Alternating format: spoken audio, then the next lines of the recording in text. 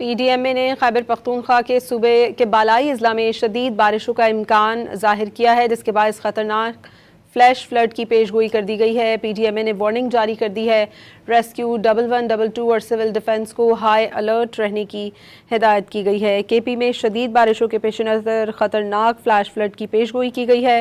P D M ए ने flash flood पर नई वार्निंग जारी कर दी है। रेस्क्यू इदारे हर सूरत हाल के लिए तैयार हैं। बालाई अजला में शदीद बारिशों का इम्कान जाहिर किया जा रहा है। ख़तरनाक फ्लैश फ्लड की पेशगोई की गई है। P D M A Khyber Pakhtunkhwa ने वार्निंग जारी कर दी है। पेशावर, स्वात, दीर अपर और लोअर और चित्राल अपर लोअर के नदी नालों में तुग़यानी का खदशा है। पी डी एम ए ने इंतज़ामिया को हाई अलर्ट जारी कर दिया है। हंगामी इकदामात की हिदायत की गई है। जाहिद इमदाद हमारे साथ मौजूद है, उनसे मज़ीद जानेंगे। जी जाहिद, तफसील से आगाह कीजिएगा। जी बिल्कुल, खैबर पख्तूनख्वा PDMA जो है उन्होंने खैबर पख्तूनख्वा में फ्लैश फ्लडिंग के जो अलर्ट है वो जारी कर दिया है।